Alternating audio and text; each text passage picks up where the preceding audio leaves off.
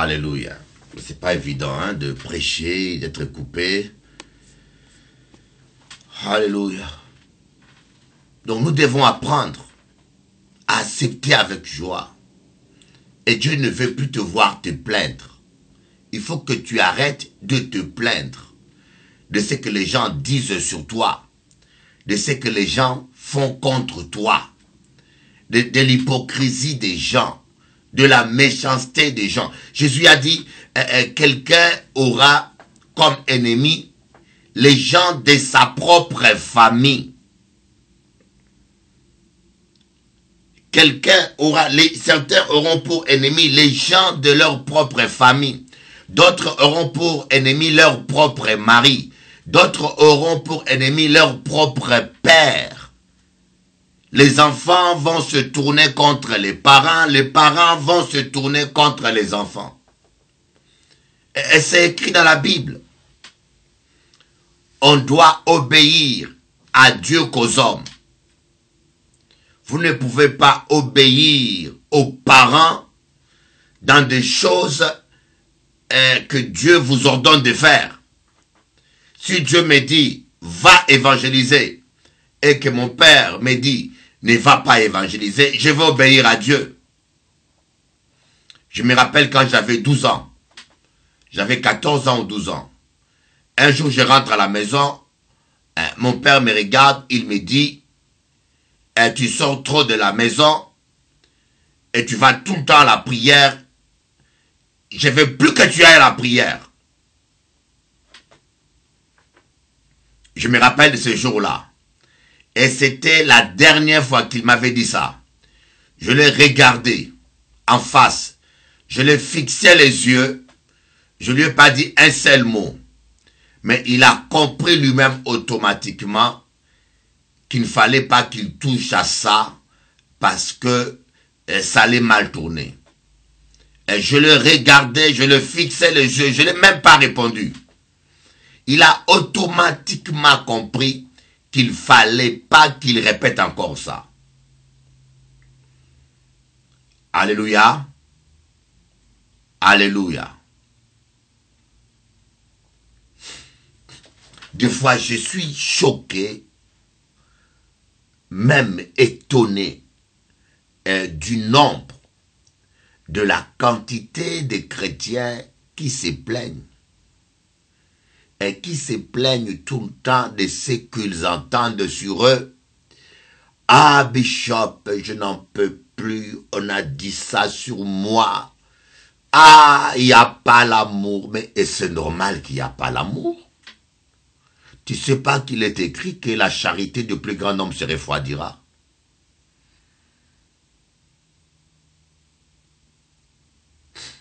Est-ce que tu ne sais pas qu'il est écrit que la charité du plus grand nombre se refroidira? Réfléchissez un peu. Quand on dit la charité du plus grand nombre, que pensez-vous? On n'a pas dit que la charité de certains, la charité du plus grand nombre. On parle des chrétiens. Mais gloire à Dieu. Gloire à Dieu. Ah, il n'y a pas l'amour. Ah, il n'y a pas l'amour dans l'église. Ah, il n'y a pas l'amour chez les chrétiens. Mais c'est normal. Les Écritures sont en train de s'accomplir. La charité du plus grand nombre se refroidira. Nous voyons les Écritures s'accomplir. Dites gloire à Dieu. Nous vivons un temps où vous allez rencontrer rarement le vrai amour, même chez des pasteurs, même dans les églises. Vous allez rencontrer très peu d'amour parce que cela a été prophétisé par Jésus.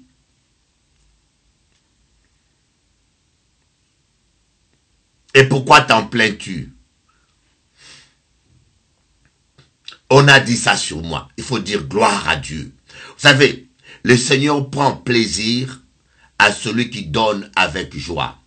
Lorsqu'on vous chicote, lorsqu'on vous calomnie, lorsqu'on ment sur vous, lorsqu'on vous salit, et si vous réagissez bien, et si vous vous réjouissez de participer aux souffrances du Christ, si vous vous réjouissez de cela, automatiquement vous transformez ces outrages en offrande de bonne odeur. Mais quand vous vous plaignez de cela, quand vous vous plaignez, ces outrages-là ne sont plus des offrandes, des offrandes. Ça devient des offenses. Offrande ou offense. Voilà, je vais intituler ce partage « Offense ou offrande ». Offense ou offrande. Toutes les mal qu'on fait sur nous, les trahisons, les calomnies, ils peuvent devenir des offenses ou devenir des offrandes de bonne odeur pour Dieu d'après notre attitude. C'est notre attitude qui détermine. C'est notre attitude qui détermine. Voilà pourquoi je tiens à vous dire, apprenez à vous réjouir. Ne vous focalisez pas dessus. D'ailleurs, l'apôtre Paul dit, tous ceux qui veulent vivre pieusement selon Jésus-Christ seront persécutés. Même Jésus lui-même a été rejeté. Et Jésus lui-même, les gens l'ont pas voté. Et je crois que c'était la première fois qu'on a pratiqué une élection démocratique réellement. La démocratie. Qui voulez-vous qu'on libère? Ils ont préféré qu'on libère un meurtrier. Mais ils ont mangé le pain de Jésus, ils ont mangé le poisson de Jésus, ils ont été guéris par Jésus et ils ont crié Hosanna au plus haut des cieux. La même foule qui a reçu Jésus en chantant, en dansant, et les mêmes femmes qui ont mis leur pagne par terre afin que Jésus puisse marcher dessus. Et c'est les mêmes qui ont dit crucifiez-les. Mais je vous dis, l'homme est comme ça. C'est comme ça qu'est l'homme. Les hommes, rares sont les hommes qui ont la mémoire pour les bonnes choses. Et j'avais dit à quelqu'un, si tu veux qu'un être humain ne t'oublie pas, gifle-le. Il t'oubliera jamais. Mais si tu le bénis et tu lui fais du bien, il y a plus de chances qu'il oublie même ce que tu as fait. Qu'il oublie et ton nom et même ce que tu as fait. On aime toujours se rappeler du mal. Et voilà pourquoi ce matin, j'aimerais vraiment t'apporter ce message. Il faut que tu arrêtes de te plaindre. Il faut que tu arrêtes de te plaindre. Il faut que tu arrêtes, c'est vital. Tu fais un mauvais travail. Les outrages que tu reçois, les méchancetés et les coups bas, transforme-les en offrande à la gloire de Dieu. Mais quand tu es en train de te plaindre, de te justifier, tu les transformes en offense. Et quand ça devient des flèches, ça peut blesser ton cœur. Ça peut te priver de la joie. Voilà pourquoi Jésus-Christ s'est dit, si tu veux me suivre, porte ta croix avec joie et suis-moi. Porte ta croix avec... Comment peut-on porter une croix avec joie? C'est quand on a saisi la révélation. Et Jésus-Christ va dire malheur à vous lorsque tout le monde ne parleront que du bien de vous. Heureux serez-vous lorsqu'on parlera mal de vous à cause de moi. Heureux. Et pourquoi tu n'es pas heureux? Tu es malheureux. Et dis-moi, pourquoi tu es malheureux? Regarde-moi en face. Pourquoi tu es malheureux, aigri? Tu veux plus parler avec les gens. Ah, il est méchant. Ah, ils sont machins. Ah, il n'y a pas d'amour. Mais c'est normal, il n'y a pas d'amour. C'est la parole qui s'accomplit. La charité du plus grand nombre se refroidira.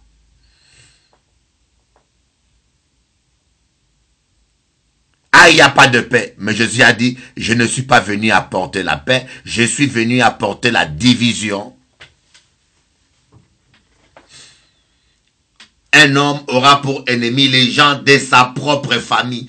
Ah, mon propre frère m'a fait ça. Mais c'est écrit dans la parole. Un homme aura pour ennemi les gens de sa propre famille. Il peut être un frère ou une sœur de sang. Mais s'il n'est pas contrôlé par le Saint-Esprit, il est contrôlé par des démons. S'il n'est pas rempli du Saint-Esprit, c'est un élément potentiel entre les mains du diable. Et quand le diable veut nous faire mal, il utilise très souvent les gens qui sont autour de nous. Montre-moi un seul verset où Jésus était en train de se plaindre de Judas. Montrez-moi un seul verset, mes amis, où Jésus est en train de se plaindre de Judas. Mais je te pose la question parce que nous devons marcher sur ses traces. Nous devons marcher comme il a marché. Nous devons parler comme il a parlé. Nous devons agir comme il a agi. Donnez-moi un seul verset où Jésus est en train de se plaindre de Judas.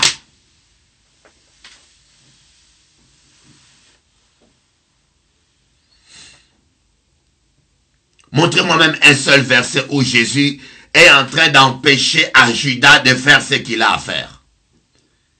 Et Jésus a dit, et fais ce que tu as à faire, et fais-le vite. Et fais ce que tu as à faire, et fais-le vite. Notre version dit, fais-le bien. Écoutez-moi bien. Il faut que ta couronne puisse briller. Jésus-Christ a dit, heureux serez-vous lorsqu'on parlera mal de vous à cause de moi, car votre récompense sera grande dans les cieux.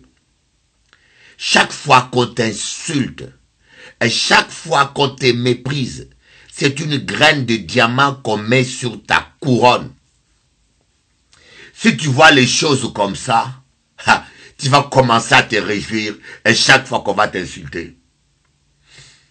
Et je te dis la vérité, et chaque fois que quelqu'un t'insulte, et chaque fois que quelqu'un parle mal de toi, et chaque fois que quelqu'un te critique, c'est comme une graine de diamant qu'on met sur ta couronne. Quand tu vois les choses comme Dieu voit les choses, tu vas apprendre à te réjouir, à rendre grâce à Dieu. On a dit que tu es un voleur. Oh, gloire à Dieu. Une couronne, un diamant de plus, Seigneur. Ça coûte cher les diamants, n'est-ce pas? Quelqu'un m'a rajouté un diamant de plus. On a dit que tu avais dit ça. Mais j'ai pas dit ça. Gloire à Dieu. Un mensonge de plus. Ça équivaut à une graine de diamant, mon frère. Et toi, ta couronne est encore vide. Ma couronne est remplie de diamants. Alléluia. Et c'est pour cela que Jésus a dit, heureux serez-vous. Et chaque fois que vous êtes en train de vous plaindre, vous êtes simplement en train de refuser. Et c'est la raison pour laquelle Jésus a refusé de prendre le vinaigre à la croix.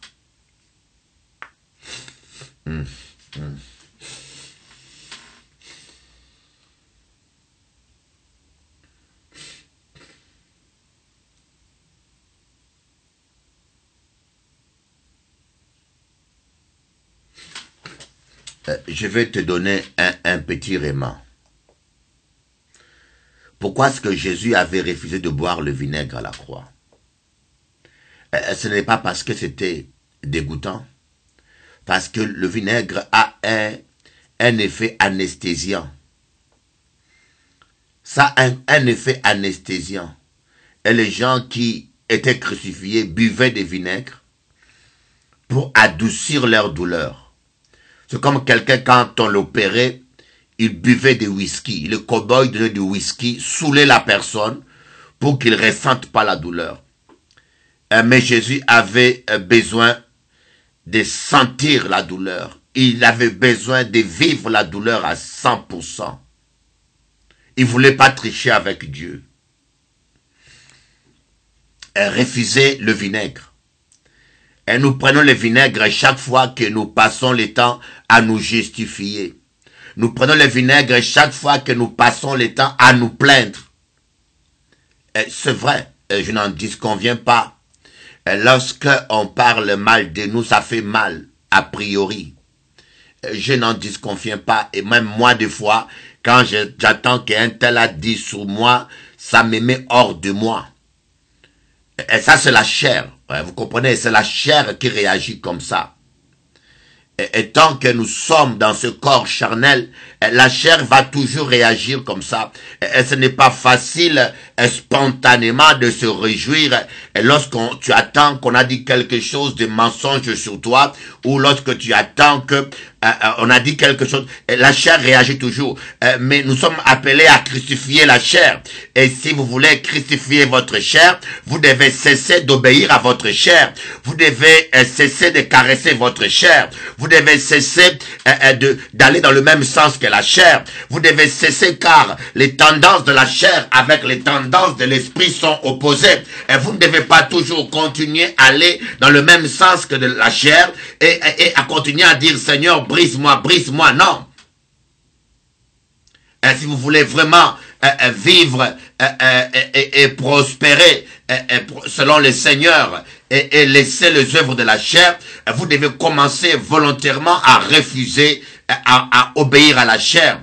Et chaque fois que vous désobéissez à la chair, et croyez-moi, la chair va commencer à mourir. La chair va commencer à mourir. La chair va commencer à mourir. La chair va commencer à mourir. Et jusqu'à ce qu'à un moment donné, vous allez vous rendre compte que la chair va totalement mourir. Va plus commencer à réagir. Et vous allez à un certain moment commencez à vous réjouir naturellement. On vous dira, oh Bishop Eli, un tel a dit sur toi, et vous allez simplement sourire, dire, alléluia, gloire à Dieu. Je suis habitué à ça. Mais pour atteindre ces niveaux, et il faut apprendre à ne pas céder à la chair. Et vous savez, j'ai vu quelqu'un qui avait tellement réussi des chicottes, jusqu'à un certain point que les chicottes ne lui faisaient plus rien du tout. On pouvait le frapper, il était devenu insensible à la douleur. Et vous comprenez, apprenez à encaisser, et refuser d'obéir à la chair. Parce que quand vous êtes un bébé spirituel, ou quand vous êtes un enfant de Dieu, et naturellement, quand tu attends qu'un tel a dit sur toi, ou un tel a fait ça, ou un tel t'a insulté, ou un tel t'a humilié, ou un tel a fait quelque chose, et naturellement la chair va essayer de réagir. Mais c'est à toi à crucifier ta chair et à dire non, je ne vais pas obéir à ma chair, et je refuse de me plaindre, et je refuse de me justifier, et je refuse. Écoutez-moi. Pourquoi est-ce que lorsqu'on tape quelqu'un, la personne crie? Parce que au travers du cri, on expulse psychologiquement la douleur. Même un cabri, quand on veut le tuer, il crie aussi. Parce qu'il expulse la douleur. Même un animal. Mais un agneau ne pleure jamais. Un agneau ne pleure jamais parce qu'il accepte la mort. Il accepte, il ne pleure jamais. Et vous voyez, nous sommes des agneaux. Et si nous voulons mourir en nous-mêmes, il faut refuser de vous plaindre. Et chaque fois que vous avez mal, la réaction naturelle de l'être animal, c'est de se plaindre, de crier, de se plaindre ou de se justifier. Mais laissez Dieu vous justifier. Et laissez Dieu vous défendre. Laissez Dieu. Et chaque fois qu'on parle mal de vous, on vous attaque ou on vous critique ou on vous fait un coup bas, c'est une opportunité pour crucifier encore votre chair. Voyez, c'est une bénédiction. Et chaque fois qu'on vous outrage, vous devez transformer, vous devez saisir l'occasion de vous dire, c'est une opportunité qu'on vous donne pour crucifier encore votre chair. C'est une opportunité qu'on vous donne pour faire taire votre bouche. C'est une opportunité. Oh, lorsque Goliath est allé affronter David, c'était une opportunité pour David de se faire connaître. C'était une opportunité pour David de manifester la gloire de Dieu. Les gens qui parlent mal de vous, les gens qui vous calomnient, les gens qui vous combattent, ils sont simplement en train de vous donner des opportunités pour pardonner, des opportunités pour manifester l'amour de Dieu, des opportunités. Aïe, aïe, aïe, aïe, aïe, aïe, aïe. Il faut les bénir, il faut les aimer. Vous voyez, ça dépend de quelle manière vous voyez les choses. Ça dépend de quelle manière vous percevez les choses. Si vous voyez les choses d'une manière charnelle, cela vous fera du mal. Mais si vous voyez les choses selon Dieu, avec la vision divine, vous allez vous réjouir.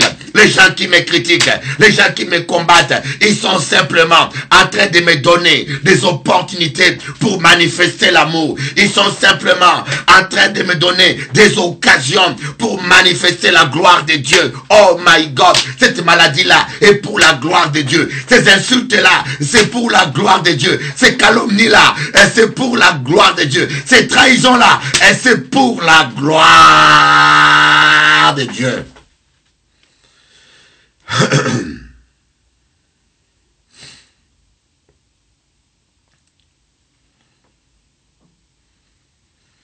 Donc, il y a deux raisons. On doit se réjouir. D'abord, parce que il y a une récompense. Parce que nous voyons par la foi la récompense. Ces insultes-là, ce sont des petits diamants.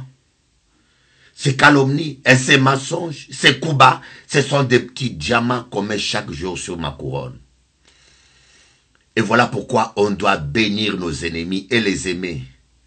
Si ces gens-là, crois-moi, te calomnient pas, te médisent pas de toi, et tu n'auras pas de couronne. Voilà, voilà, aïe, aïe, aïe, maman, ekele, ngafou. Est-ce que tu comprends? Est-ce que tu comprends la quintessence de ce que je suis en train de développer ce matin-là? Et des fois, je me dis, mais Seigneur, comment je peux prêcher tous les jours un message comme ça? Mais c'est terrible. Moi, je suis impressionné par Dieu. Et chaque jour, il me donne quelque chose de comme ça. Mais je me dis, mais Seigneur, des fois moi-même, parce que ça m'édifie moi-même, quoi. Je vous dis, avant même de commencer à partager avec vous, je ne savais même pas qu'est-ce que j'allais partager avec vous. Mais le Seigneur ne cesse de me surprendre et de m'impressionner.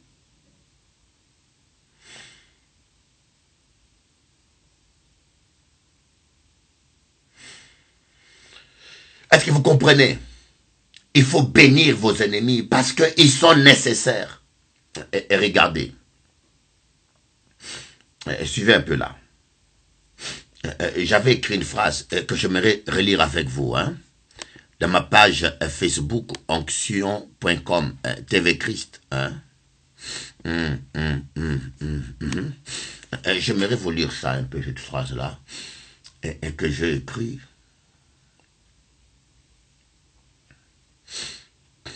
Oh Seigneur, j'avais écrit une phrase que j'aimerais vous lire complètement. J'avais dit, quel que soit ton âge et les circonstances de ta vie, il n'est jamais trop tard pour réaliser tes rêves et devenir la personne que tu rêves d'être. Moïse, c'est à 80 ans qu'il avait reçu la mission de délivrer Israël. Sarah, c'est à 90 ans qu'elle a accouché de son rêve. Samson, aveugle, prisonnier, a pu malgré tout délivrer son peuple. Joseph, très jeune, esclave en Égypte, malgré les ingratitudes et les trahisons, réalisa son rêve et devint prince en Égypte. Et quand j'étais en train de lire cela, à la fin j'ai dit, prophétise sur ces eaux desséchées, fais abstraction aux odeurs, ordonne à Lazare de sortir de la grotte. Mais il y a quelque chose qui m'est ressorti et j'ai constaté que tous les vaillants héros de la Bible ont fait face à la trahison et à la calomnie, à la médisance et au rejet.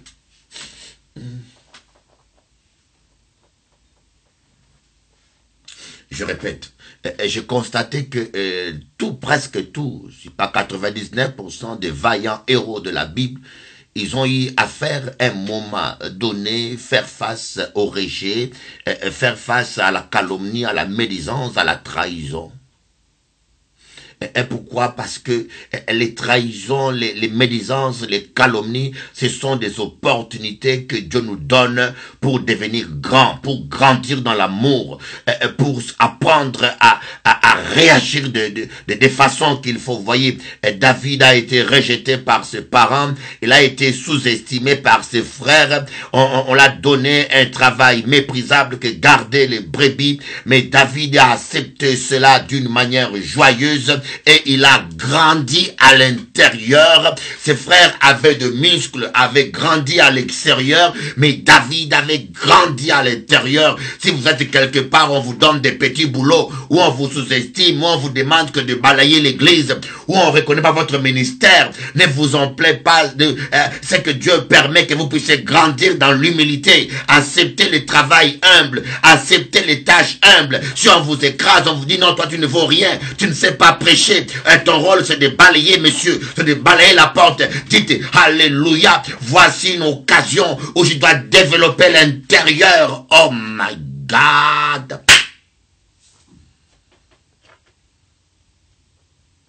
Vous voyez, Moïse, dès sa naissance, on a commencé à tuer tous les enfants. Il a vécu le rejet et ses parents l'ont jeté dans l'eau, ils l'ont abandonné parce qu'ils voulaient sauver leur vie. Vous voyez, Moïse a été trahi par ses propres frères qu'il a voulu défendre. Il a été trahi, il a dû fuir en Égypte. Il a eu face au rejet et à la trahison. Il veut sauver son peuple les trahit. Il a pris la fuite.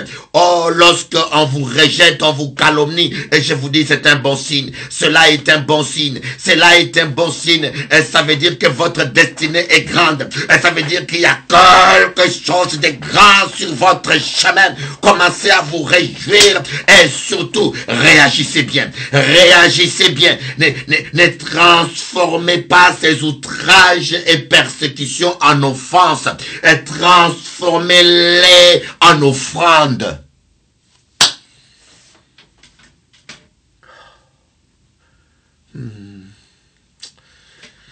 Ah, petit, ramakambote, petit, yo na chayo pasteur, yo petit, petit nangai. Transformez vos outrages en offrande de bonne odeur. Ne les transformez pas en offense.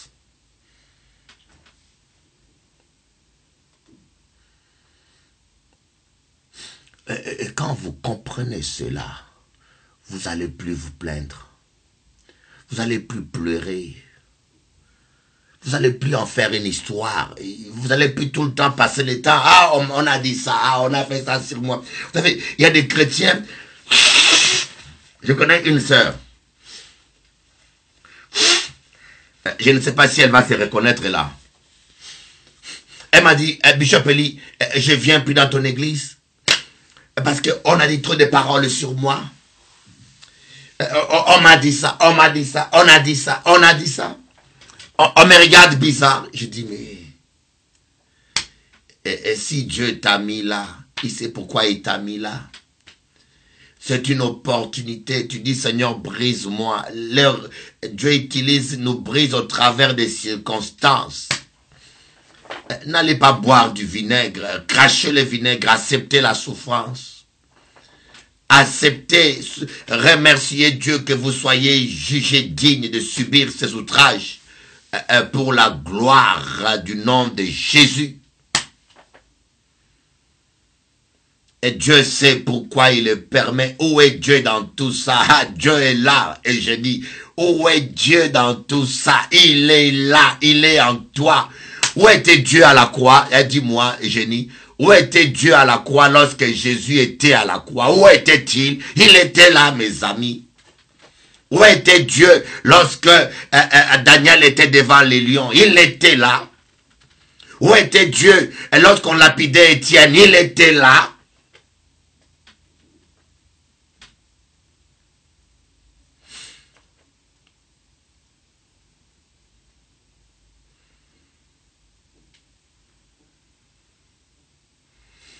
Heureux serez-vous. Voilà, donc je voulais aujourd'hui partager avec vous ces choses parce que j'estime que c'est très important que